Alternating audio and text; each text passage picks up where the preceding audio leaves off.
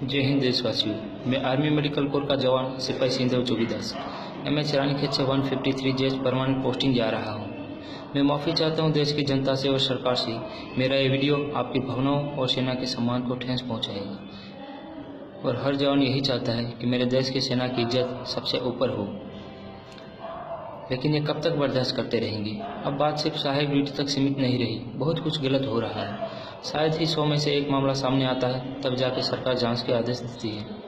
हमारे देश का रक्षा बजट सबसे ऊपर बड़ा है और ये आम लोगों के जेब से आए हुए पैसों का है। जवानों को सुविधा तो बहुत कुछ दी जाती है, लेकिन ये सब दिखावा है।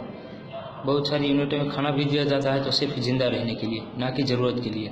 सबसे सस्ता सब्जी, सबसे सस्ता फ्रूट और सबसे घटिया खाना दिया जाता है। लेकिन इन बातों का मेरे पास कोई प्रूफ नहीं है, इसलिए ज़्यादा कुछ नहीं कहूँगा।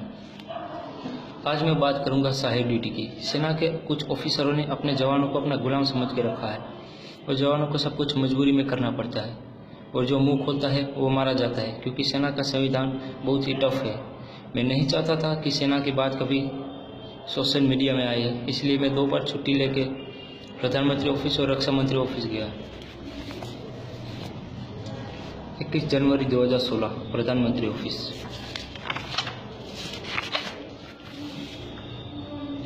21 जनवरी 2016 रक्षा मंत्री ऑफिस,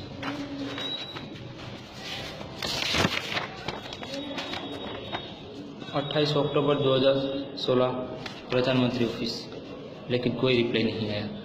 जब रिप्लाई आया तो डिसिप्लिन एक्शन का केस चलाया गया। 2 बार कोर्ट ऑफ इंक्वायरी बिठाई गई। 1 साल तक मुझे हरासमेंट किया गया, फिर भी मैं चुप रहा और फिर से छुट्टी लेके दिल्ली गया 18 जनवरी 2017 को सेना भवन, लेकिन किसी ने अंदर नहीं जाने दिए। फिर एक लेटर लिखा जनरल बिपिन रावत साहब को,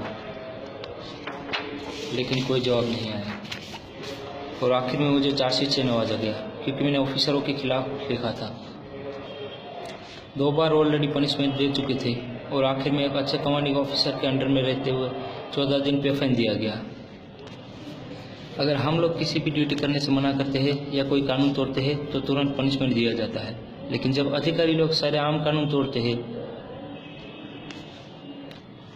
तो क्या उनके लिए कोई कायदा कानून नहीं है?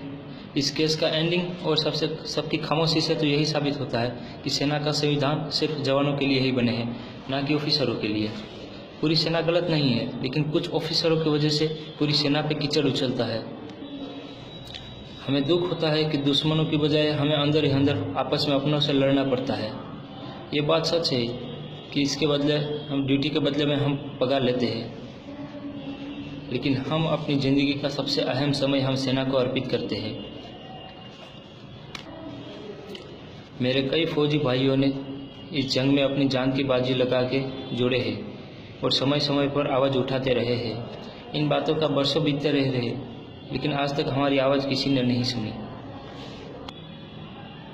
लेकिन अब यह संघर्ष ज़्यादा वक्त नहीं करना पड़ेगा। थोड़ी देर लगे सही, लेकिन सेना में सुधार जरूर आएगा, चाहे इसके लिए कुछ भी करना पड़े। इतिहास गवाह है कि सेना इस बात को कभी एक्सेप्ट नहीं करेगी, लेकिन मैं अपनी बातों पे कायम हूँ। अगर मेरी बताई हुई बातों पे किसी को डाउट है तो खुद मुझे मिल सकता है या मुझे कांटेक्ट कर सकता है। मेरा एड्रेस है tehsil Maliya Hatina, district Junagadh, state Gujarat. Number है 9998451359। नाम है सिंधव जोगीदास। आज मैं जा रहा हूँ प्रधानमंत्री जी और रक्षा मंत्री जी के ऑफिस में, और ये सारे लेटर मैं मीडिया के जरिए आप तक पहुँचाऊँगा। मैं एक सवाल पूछना चाहता हूँ देश की जनता से और सरकार से, कि आज तक की सरकारें वाकई इस बात से अनजान रही है या जानबूझ के हमारी बातों को नज़रअंदाज किया जाता है? मैं आपके जवाब का इंतज़ार करूंगा।